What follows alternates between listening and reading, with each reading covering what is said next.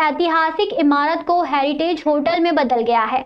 यह होटल महाकाल मंदिर से मात्र 500 फीट की दूरी पर स्थित है और इसका नाम महाराजवाड़ा द हेरिटेज है। मध्य प्रदेश पर्यटन विभाग ने लगभग 18 करोड़ रुपए की लागत से इस ऐतिहासिक इमारत को एक लग्जरी होटल में बदल दिया है। होटल में कुल 19 कमरे हैं, जिनमें 19 स्वीट, 6 लग्जरी और 2 सुपर डिलक्स रूम शामिल हैं। खासतौर पर महाराजा और महारानी नामक 2 विशेष सूट तरह से आर्टिफिशियल इंटेलिजेंस द्वारा संचालित होंगे। इन कमरों में रोशनी, पर्दे, नल और गीजर वॉइस कंट्रोल से संचालित किए जा सकेंगे, जिससे मेहमानों को एक अनूठा डिजिटल अनुभव मिलेगा। इस भव्य होटल के परिसर का कुल क्षेत्रफल 5000 वर्ग फीट है और इसमें 3 रेस्टोरेंट के साथ एक शानदार रूफटॉप कैफे भी बनाया गया है। यह रूफटॉप कैफे पूरी तरह एयर कंडीशनर और कांच से कवर होगा, जिससे यहाँ बैठक श्रद्धालु महाकाल मंदिर के दिव्य शिखर के दर्शन कर सकेंगे। होटल में पारंपरिक मालवा व्यंजन भी परोसे जाएंगे, जिससे पर्यटक और श्रद्धालु उज्जैन के ऐतिहासिक और सांस्कृतिक स्वाद का आनंद ले सकेंगे।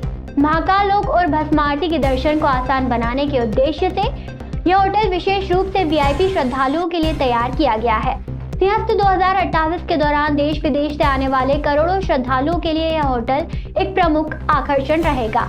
यहाँ एक रात ठहरने का किराया 10,000 से 30,000 रुपए तक हो सकता है, जो इसकी लग्जरी सुविधाओं और भव्यता को दर्शाता है।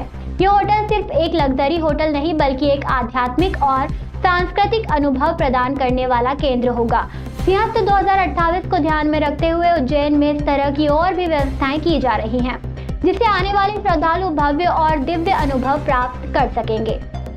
श्रद्धालु जो आएंगे उन रूम है उनके लिए यहाँ पे एक लाइब्रेरी है अध्ययन के लिए, जिसमें उनको उज्जैन के इतिहास से संबंधित, महाकाल से संबंधित, यहाँ जो ऋषि मुनि तपस्वी हुए हैं उनसे संबंधित पुस्तकें पढ़ने को मिलेंगी। और 3 रेस्टोरेंट हैं इसमें। इन हाउस गेस्ट के लिए जो हमारे यहाँ रुकेंगे उनके लिए अलग से एक रेस्टोरेंट की व्यवस्था है। और एक रेस्टोरेंट हमारा जो पीछे के साइड में गार्डन से लगा हुआ है, वो लगभग 150 कवर का है, जिसमें बाहर से जो श्रद्धालु आते हैं जो हमारे यहाँ नहीं रुके हैं, वो भी उसमें भोजन का आनंद ले सकते हैं। ये पूर्णतया शुद्ध शाकाहारी भोजन यहाँ पे मिलेगा। और आगे आने वाले समय में हमारे यहाँ धन्वंतरी वेलनेस सेंटर एक जो हमारे रूप टॉप पे बन रहा है, उसमें आयुर्वेदिक चिकित्सा और आयुर्वेदिक पद्धति से जो दक्षिण भारतीय पद्धति होती है उससे उसका इलाज और थेरेपी की सुविधा वो ले सकते हैं। खाचरो थाना क्षेत्र की चापाखेड़ा चौकी अंतर्गत गांव आंकिया जागीर में एक युवक ने फांसी लगाकर आत्महत्या कर ली। पुलिस ने शव को पोस्टमार्टम के लिए अस्पताल भेज दिया है और मामले की जांच शुरू कर दी है। मृतक की पहचान बंकटलाल पिता मांगीलाल के रूप में हुई है। वह ट्रेन में खाने पीने की सामग्री बेचने का काम करता था और होली के दौरान अपने घर पर आया था। मृतक के 2 अन्य भाई हैं जो इंदौर और उज्जैन में काम करते हैं। चापाखेड़ा चौकी प्रभारी शांतिलाल मौर्य ने बताया कि गांव के नाले के समीप बबूल के पेड़ पर लटकी हुई मिली मृतक की लाश। सूचना मिलने पर परिजन और पुलिस मौके पर पहुंची और शव को जांच में लिया है। पुलिस ने मर्ग कायम कर शव को पोस्टमार्टम के लिए अस्पताल भेजा है और उज्जैन से फॉरेंसिक टीम को बुलाकर मामले की जांच की जा रही है। बता दें कि खबर में जो फुटेज है उन्हें धुंधला कर दिया गया है, ताकि खबर देखकर किसी की भी व्यक्ति को आहत न पहुंचे। उज्जैन के पास बड़नगर में मधुमक्खियों का हमला, 8 लोग घायल। गत दिवस उज्जैन के पास बड़नगर में एक ड्रॉप बॉल प्रतियोगिता के शुभारंभ कार्यक्रम के दौरान मधुमक्खियों ने खिलाड़ियों और मेहमानों पर हमला कर दिया, जिसमें 8 लोग घायल हो गए। मधुमक्खियों का हमला अचानक तब हुआ जब कार्यक्रम की शुरुआत हुई थी। मधुमक्खियों ने कार्यक्रम स्थल के पीछे से आकर हमला किया, जिससे लोग कार्यक्रम छोड़कर भागने लगे।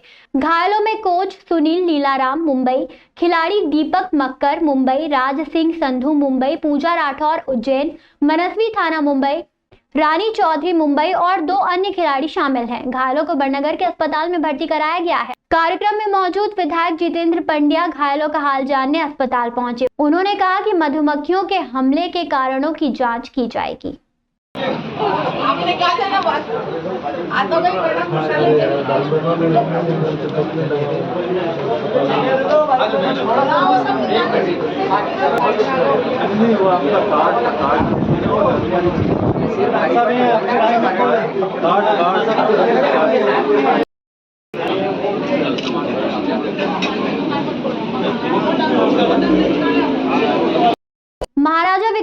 भारती शोधपीठ द्वारा आयोजित विक्रम उत्सव 2025 में शनिवार की रात उज्जैन का टावर चौक काव्य रस से सराबोर हो गया।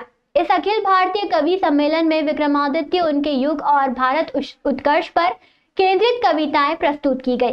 कार्यक्रम की शुरुआत में सांसद अनिल फिरोजिया और नगर निगम अध्यक्ष कलावती यादव ने कवियों का स्वागत किया। नई दिल्ली से आई कवयित्री कीर्ति काले ने मां सरस्वती की वंदना के साथ श्रृंगार रस की कविताएं सुनाई। पद्मश्री सुरेंद्र वर्मा ने अपनी हास्य कविताओं से दर्शकों को हंसाया। फिल्म गीतकार शेखर अस्तित्व और मुंबई से आए संजू फेमा व सुरेश अलबेला ने श्रोताओं का मन मोह लिया। जबलपुर के सुदीप शोला ने भी अपनी प्रस्तुति दी। जयपुर से आए अशोक चरण ओज और इटावा के गौरव चौहान ने वीर रस की कविताएं सुनाई। अयोध्या से आए पंडित सात्विक नीलदीप ने भक्ति रस की रचनाएं प्रस्तुत की। बड़नगर के गीतकार पुष्पेंद्र पुष्प ने अपनी रचनाएं सुनाई। विक्रमोत्सव 2025 के अंतर्गत विभिन्न कार्यक्रम आयोजित किए जा रहे हैं, जिसमें अखिल भारतीय कवि सम्मेलन, राष्ट्रीय विज्ञान सम्मेलन, वेद अंताक्षरी और विक्रम नाट्य समारोह शामिल है। यह महोत्सव महाशिवरात्रि पर्व से आरंभ हुआ है और 30 मार्च तक चलेगा। तुम सजन लिखो, तुम वतन लिखो, तुम हंसने के सब जतन लिखो, लेकिन हे कवि ऊंचा सोचो, धरती पर रहकर गगन लिखो, और कविता की दुनिया में कोई नव तुलसी का आगमन लिखो। हे कवियों अब आरती लिखो, हे कवियों अब तुम भजन लिखो। विज्ञान की दुकान खोले बैठे रहे IIT वाले बाबा खूब छा गए। एक बाबा जी सवाल का जवाब दे न पाए तो जवाब में सभी को गालियां सुना गए। तो गांजा फूंक कर कई झूठे बोलने लगे कि शिव हम में व हम शिव में समा गए। अरे संगम की डुबकी लगाना भूल गए और मोनालिसा की आंखों में डूब कर आ गए। मोनालिसा की आंखों में डूब कर आपकी जिला पंचायत उज्जैन की साधारण सभा बैठक में कई विभागों की योजनाएं और निर्माण कार्यों की समीक्षा की गई। इस बैठक में जिला पंचायत के सभी सदस्य, जिला पंचायत उपाध्यक्ष शिवानी कुंवर, जिला पंचायत मुख्य कार्यपालन अधिकारी जयती सिंह और अन्य अधिकारी उपस्थित रहे। बैठक की अध्यक्षता कमला कुंवर अंतर सिंह देवड़ा ने की। बैठक में विभिन्न विभागों की योजनाओं और कार्यों की समीक्षा की गई, जिनमें स्वास्थ्य विभाग, लोक स्वास्थ्य यांत्रिकी, जल निगम, शिक्षा विभाग, सहकारिता, आदिम जाति कल्याण, वन विभाग, प्रधानमंत्री ग्रामीण सड़क लोक निर्माण विभाग, कृषि विभाग, उद्यान के विभाग शामिल हैं। बैठक में मुख्य रूप से स्वास्थ्य विभाग के ऑक्सीजन प्लांट महिदपुर और नागदा के संबंध में चर्चा की गई। मुख्य कार्यपालन अधिकारी ने निर्देश दिए कि दोनों प्लांट तत्काल प्रारंभ किए जाएं। इसके अलावा वन विभाग द्वारा अधूरी जानकारी दिए जाने पर सदस्यों ने आपत्ति दर्ज की। बैठक में आगामी गर्मी के मौसम को देखते हुए विद्युत विभाग और लोक स्वास्थ्य यांत्रिकी विभाग के विशेष बैठक रखे जाने पर सहमति दर्ज की गई। जयती सिंह, मुख्य कार्यपालन अधिकारी, जिला पंचायत उज्जैन, ने सदस्यों और विभागीय अधिकारियों के बीच समन्वय स्थापित करने के लिए निर्देश दिए, जिसमें हमारे पुरानी बैठक का पालन प्रतिवेदन और कुछ विभाग जो चयनित करे हैं उनके बारे में हमने आज चर्चा में सम्मिलित किया है अध्यक्ष महोदय की अनुमति के पश्चात। इसमें मुख्यतः शिक्षा विभाग है। गर्मी के सीज़न में जैसा आप देख रहे हैं PHE और MPV का काफ़ी महत्व रहता है, तो उनको शामिल करा गया। आदिम जाति है और ज़िला पंचायत के जो विषय हैं वो उसमें टेकअप करेगा।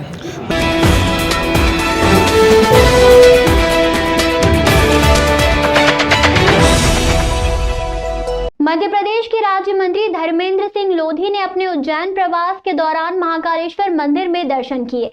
उन्होंने अपनी पत्नी के साथ महाकालेश्वर भगवान के दर्शन किए और सभी के सुख, शांति और समृद्धि की कामना की। इस दौरान मंदिर के आशीष पुजारी द्वारा मंत्री का पूजन मंत्र उच्चारण के साथ करवाया गया। इसके अलावा महाकालेश्वर मंदिर प्रबंध समिति के द्वारा सहायक प्रशासक मूलचंद्र जूनवाल ने मंत्री लोधी का स्वागत और सम्मान किया। आज बड़े ही सौभाग्य का दिन है कि आज महाकाल बाबा के दर्शन करने का सौभाग्य प्राप्त हुआ है और महाकाल बाबा की कृपा हम सब पर बनी रहे। महाकाल बाबा से प्रार्थना है कि हे प्रभु, सर्वे भवन्तु सुखिनः, सर्वे सन्तु निरामयाः, सर्वे भद्राणि पश्यन्तु मा कश्चित् दुःखापः। सब सुखी हों, सब निरोगी हो, सबका मंगल हो, सबका कल्याण हो जैसी महाकाल बाबा से मैं प्रार्थना करता हूँ।